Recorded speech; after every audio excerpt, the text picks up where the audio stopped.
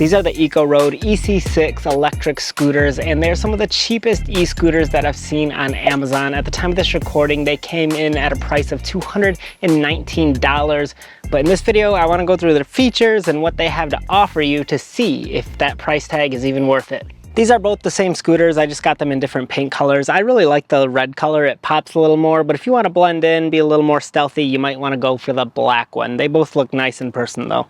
Assembling these scooters was pretty straightforward as well. All I had to do was attach this top handlebar piece with 4 screws and it was good to go. They both come with this carrying bag, but I only put it on this scooter so I could show you what it looks like if you want to keep it on or if you want to use it without it. But it is functional to have if you're ever carrying like your wallet or phone. You can just toss it in here instead of carrying it in your pockets and actually dropping it. So it is a nice little handy feature to have with you. Dude, I am melting. The sun is beating me. The hand grips feel pretty nice and comfortable. And then the really unique thing as well is it has blinkers integrated into the tips of the handlebars to signal to people which way you're turning. I love that little feature. It's a nice touch, especially on an affordable scooter like this. But not only does it have blinkers on the sides, it also comes with a headlight up front, and it also has a little tail light in the back as well. The one thing I will say about the front headlight though is it's not super vibrant to illuminate like super far in front of you, but it will signal to oncoming cars that there's a scooter in front of you, so it is nice that it actually has it. It also has this left-handed brake right here which controls the back tire, and it seems to lock up that back tire just fine. I didn't have any trouble braking. It also has your right-handed thumb throttle right here. Next to the thumb throttle is this little clip which attaches to the back of the scooter. That way when you fold it down, it's easier to lift up. And this scooter is really lightweight to actually pick up. It only comes in at 25 pounds. So this is one of the lightest electric scooters I've tested so far. So it's really easy to manage if you need to put it in your car or take it in the house with you. The folding latch works fine. It has a little safety lock that you have to slide up, and then you can slide it out and then it will fold down. So works fine. I didn't have any issues with it, and it seemed to lock into place pretty snug. That way my handlebar isn't wiggly or rolling around on me, so everything felt pretty secure when I was riding it. You have to long press the home button to turn it on, and this is also the same button that controls the whole scooter in general. So if you tap it once, it's going to turn on and off your lights. If you tap it twice, it's going to change what mode it's in. So whether you're in eco mode, drive, or sport, or walk mode. The walk mode seemed to get me a speed of around 3 miles an hour. When I was in eco, it seemed to ride at 10 miles an hour. When I was in drive, I think it was 15 miles an hour, and then the top speed in sport was 19 miles an hour, which is pretty quick considering the affordability of the scooter. So I felt like the top speed was pretty nice. I did notice that when I was like going up a hill, it wouldn't get me up to that 19 miles an hour. It was more like 15 when I was hill climbing. But when I would hit like a smooth straightaway, it seemed to reach that speed no problem. So I did feel like that top speed was pretty accurate. If you triple tap that home button, it's going to change between kilometers to miles an hour if you want to change your metrics. And then also if you tap it 4 times, it's going to toggle on and off your cruise control. And I really like having cruise control on. I find it useful when you're riding long distances to just not have to throttle anymore. You can just rely on the scooter to take you where you need to go, and it frees up your hand to check your phone or do. You probably shouldn't be on your phone when you're riding a scooter, but it just is nice to not always have to push the throttle down, is what I'm trying to say.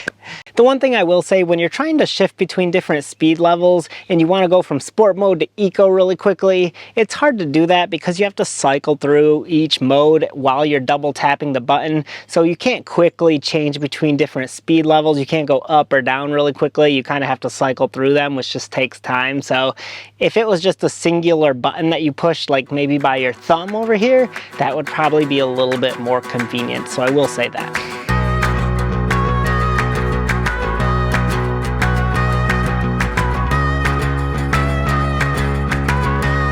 When it comes to the riding experience, something else that I noticed is that when I actually hopped on it, it felt like a smaller size scooter.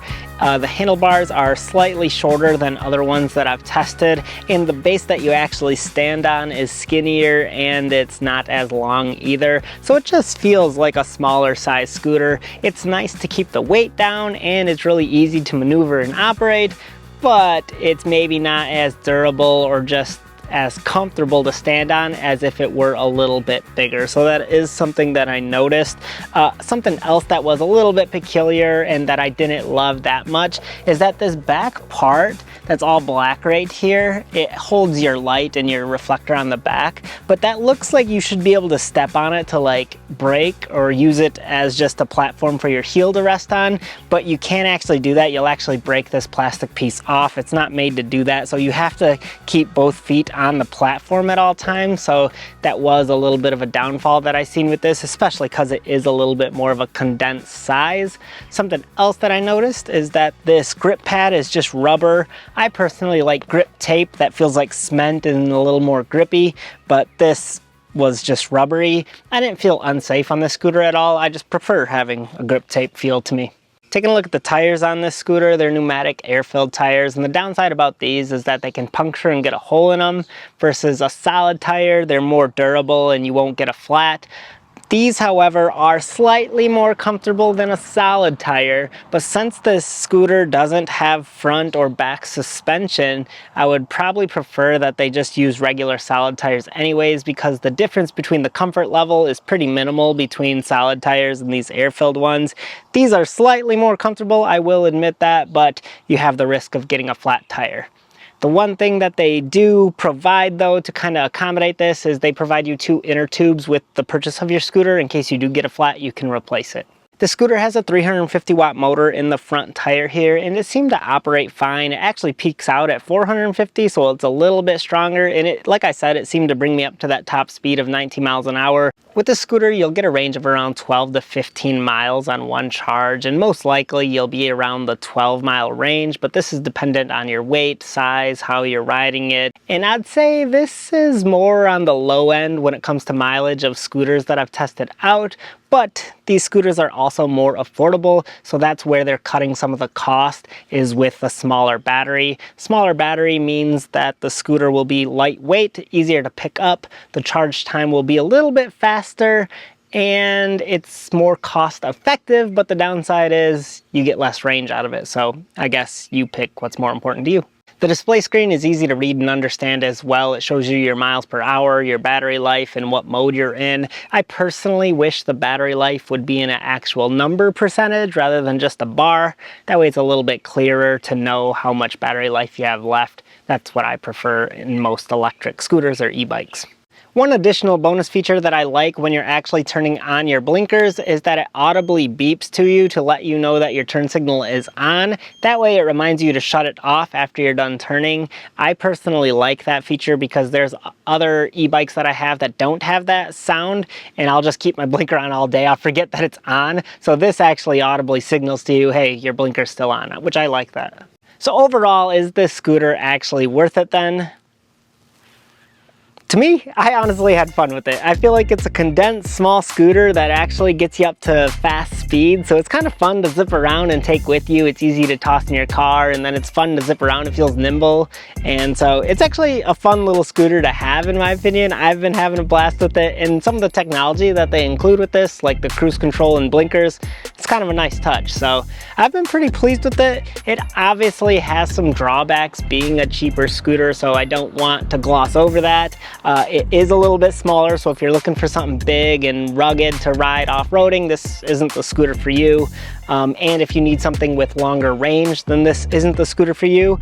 But 10 miles is still a good ride, in my opinion. That takes me around my neighborhood and where I need to go. So it's been fun to use, and I'm pretty pleased with it. So if you want to check it out, I'll put a link in the description below, and let me know in the comment section if this is something that you think is worth getting or not. Thanks for watching. I'll see you.